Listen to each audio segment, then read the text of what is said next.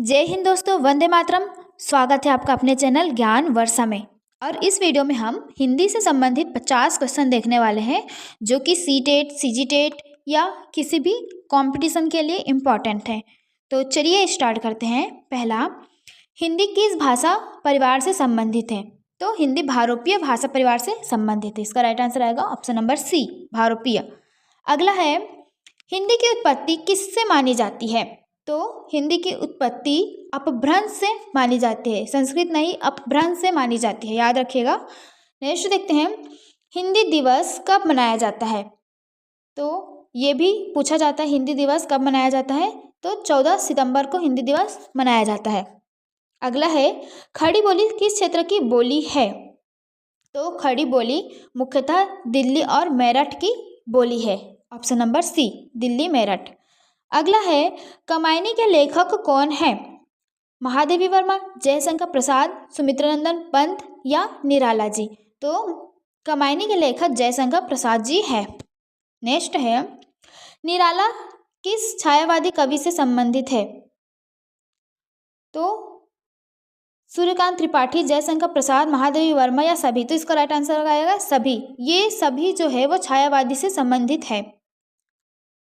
अगला है, गोदान उपन्यास के लेखक है? तो गोदान उपन्यास मुंशी प्रेमचंद्र जी का मोस्ट फेमस, बहुत ज़्यादा प्रसिद्ध उपन्यास है। और मुंशी प्रेमचंद्र जी को क्या कहा जाता है? तो इसे उपन्यास सम्राट के नाम से भी जाना जाता है। प्रेमचंद्र का वास्तविक नाम क्या था? तो प्रेमचंद्र जी का वास्तविक नाम धनपत राय था। अगला है, रामचरितमानस के रचयिता है? रामचरितमानस के रचयिता तुलसीदास है। और रामायण किसने लिखा है? तो रामायण वाल्मीकि ने लिखा है, लेकिन रामचरितमानस तुलसीदास जी की रचना है, ऑप्शन नंबर बी। संधि का अर्थ है? संधि का अर्थ है विभाजन, संयोग, विलोम या समास? तो संधि का अर्थ है संयोग या जोड़, संयोग। स्वर संधि के कितने भेद है? स्वर संधि के कितने भेद हैं? तो स्वर संधि के 3 भेद है। कौन कौन सा 3 भेद है? आप लोग कमेंट में बताइएगा।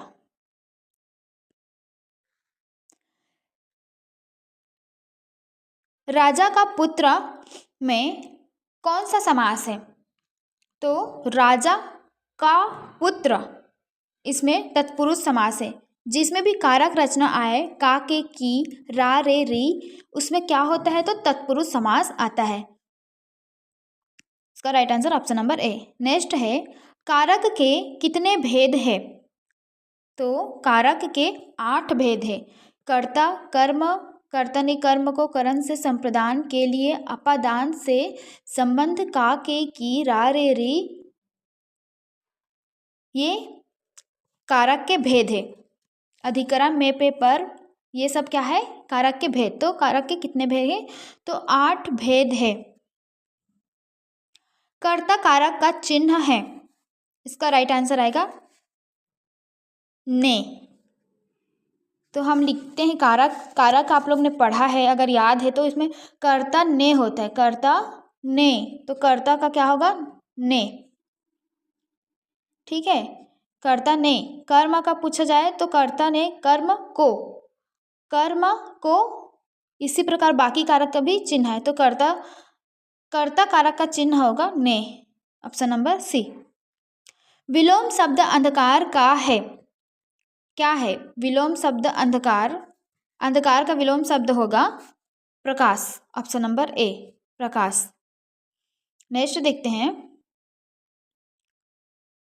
पर्यायवाची शब्द जल का है? तो जल का पर्यायवाची आकाश, नीर, अग्नि, पवन, कौन सा है? नीर। इसका राइट आंसर आएगा नीर। नेक्स्ट देखते हैं, मुहावरा आंखों का तारा। आंखों का तारा मुहावरा का अर्थ है दुश्मन, प्रिय, धन या शत्रु? तो अत्यधिक प्रिय होना, अर्थात प्रिय होना आंखों का तारा का अर्थ हुआ। अब देखते हैं, लोकोक्ति जैसी करनी वैसी भरनी का अर्थ होगा?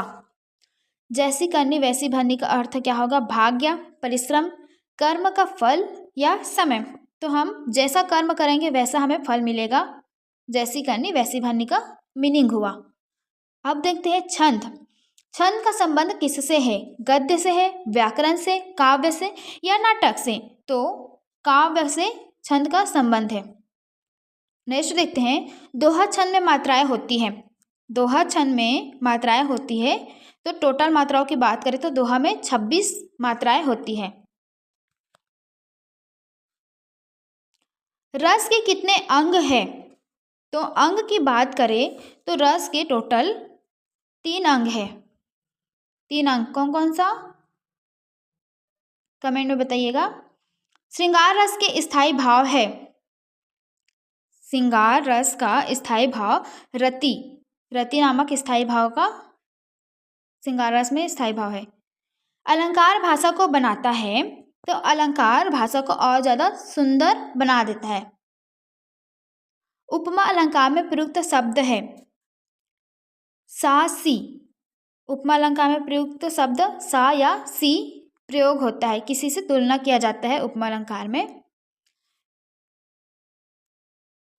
पत्र लेखन किस विधा में आता है?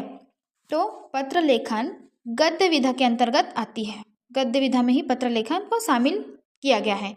नेक्स्ट है, समाचार पत्र किस भाषा शैली में लिखा जाता है? तो समाचार पत्र सरल भाषा शैली में लिखा जाता है।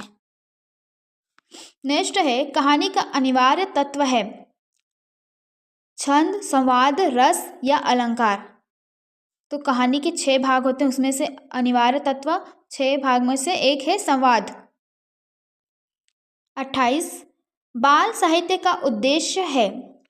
तो बाल साहित्य उद्देश्य है मनोरंजन, ज्ञान, चरित्र निर्माण।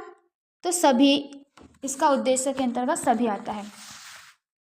नेक्स्ट देखते हैं 29 नंबर, हिंदी शिक्षण में भाषा कौशल है। हिंदी शिक्षण में भाषा कौशल है तो भाषा कौशल 4 है। भाषा कौशल नहीं है, निम्न में से कौन सा भाषा कौशल नहीं है? तो इसका राइट आंसर आएगा श्रवण, पठन, लेखन या अनुवाद। तो अनुवाद इसमें नहीं आएगा। और 4 में से इसमें से कौन सा शामिल नहीं है? श्रवण, पठन, लेखन और बोलना या 4 कौशल में से एक शामिल नहीं है, उसकी जगह अनुवाद दे दिया है। अगला है, श्रवण कौशल का विकास होता है। श्रवण कौशल का विकास होता है बोलने से, सुनने से, पढ़ने से या लिखने से? तो सुनने से श्रवण कौशल का विकास होता है। पठन का अर्थ है, पठन का अर्थ होता है पढ़ना। लेखन कौशल में आवश्यक है स्पष्टता, अशुद्धता, कठिन शब्द या लंबे वाक्य? तो इसका राइट आंसर आएगा स्पष्टता। स्पष्ट देखना चाहिए हमें। सब भाषा की सबसे छोटी इकाई, भाषा की सबसे छोटा इकाई है शब्द, वाक्य, वर्ण या अनुच्छेद। तो वर्ण को भाषा की सबसे छोटी इकाई कहा जाता है। अब देखते हैं वाक्य के कितने भेद होते हैं। तो वाक्य के मुख्यतः 4 भेद होते हैं। 4 भेद होते हैं। प्रश्नवाचक वाक्य का चिन्ह है। तो वाक्य लिखा है, उसका प्रश्नवाचक का चिन्ह क्या हुआ? ये। इसका राइट आंसर आएगा ऑप्शन नंबर सी। अशुद्ध वाक्य है, निम्न में से कौन सा अशुद्ध है? राम स्कूल गया, सीता फल खाती है, मुझे भूख लग रही, वह किताब पढ़ता है। तो इनमें से कौन सा अशुद्ध हुआ? राम स्कूल गया भी सही है, सीता फल खाती है सही है, मुझे भूख लग रही ये गलत है, अशुद्ध है। इसका राइट आंसर आएगा ऑप्शन नंबर सी। है, भूख लग रही है नहीं है इसमें, तो ये अशुद्ध सा प्रतीत हो रहा है। तो इसका राइट आंसर आएगा ऑप्शन नंबर सी। अब देखते हैं शुद्ध वर्तनी है। स्वतंत्र का शुद्ध वर्तनी देखना है हमें, तो ऑप्शन नंबर बी। भाषा शिक्षण की सर्वोत्तम विधि है। भाषा सीखने की या सिखाने की सर्वोत्तम विधि कौन सी है? तो व्याख्यान, अनुवाद, क्रियात्मक या रटना। क्रियात्मक विधि को सबसे सर्वोत्तम विधि कहा जाता है। बालक की मातृभाषा होती है सीखी हुई, प्राकृतिक, कठिन या विदेशी। तो मातृभाषा को सीखने की जरूरत नहीं पड़ती, वो उस परिवेश में रहते हुए जो स्वतः ही सीख जाते हैं प्राकृतिक रूप से, उसे ही मातृभाषा कहते हैं। लेकिन सेकेंडरी भाषा, द्वितीयक भाषा को सीखना पड़ता है। जैसे हम छत्तीसगढ़ से हैं या भारत से हैं तो हमें इंग्लिश आती है क्या? सीखना पड़ता है। जब तक हम इंग्लिश बोलना या स्कूल जाना नहीं सीखेंगे तब तक हमें इंग्लिश नहीं आएगी। लेकिन हमारी मातृभाषा वह है जो स्वतः ही हम सीख जाते हैं प्राकृतिक रूप से। अब देखते हैं कविता की भाषा होती है। कविता की भाषा लाक्षणिक होती है। गद्य की भाषा होती है तो गद्य की भाषा छंदयुक्त, लाक्षणिक, सरल या कठिन। गद्य की भाषा सरल होती है, सरल शब्दों में होती है। हिंदी की लिपि है, हिंदी देवनागरी लिपि में लिखी जाती है और इंग्लिश रोमन लिपि में लिखी जाती है। देवनागरी लिपि की विशेषता है तो अस्पष्ट है, वैज्ञानिक है, कठिन है या पुरानी है। हमारी लिपि वैज्ञानिक लिपि है। भाषा का सामाजिक रूप कहलाता है। भाषा का सामाजिक रूप बोली कहलाता है, बोली कहलाता है। कबीर किस धारा के कवि है? तो कबीर निर्गुण भक्ति धारा के कवि है। सूरदास किस रस के कवि है? सूरदास जी मुख्यतः श्रृंगार रस के कवि है। नाटक संवाद पर आधारित होता है। नाटक संवाद पर आधारित होता है। सत्य, असत्य, आंशिक या अनिश्चित। तो सत्य होता है, सत्य संवाद पर आधारित होता है नाटक। शिक्षण में प्रश्नोत्तर विधि का लाभ है। शिक्षण करते समय हम प्रश्न करें और टीचर हमें उत्तर दे तो उसका लाभ क्या होता है? तो निष्क्रियता, सक्रियता, उबाऊ या कठिन। तो उसमें क्या होती है? बच्चों की सक्रियता बढ़ जाती है। जिसका ध्यान नहीं रहता वो भी क्या होता है कि मुझे क्वेश्चन ना पूछ दे, इसलिए वो अपने माइंड को क्लास में सक्रिय रूप से विद्यमान रखता है और उसका ध्यान क्लास में ही रहता है। फिर लास्ट क्वेश्चन है, सीजी टेट में हिंदी का उद्देश्य है। हिंदी का उद्देश्य है रटना, व्याकरण, भाषा कौशल का विकास करना या केवल कविता। तो इसका राइट आंसर आएगा ऑप्शन नंबर सी, भाषा कौशल का विकास करना। वीडियो अच्छी लगे तो please like and subscribe my channel. Thanks for watching friends.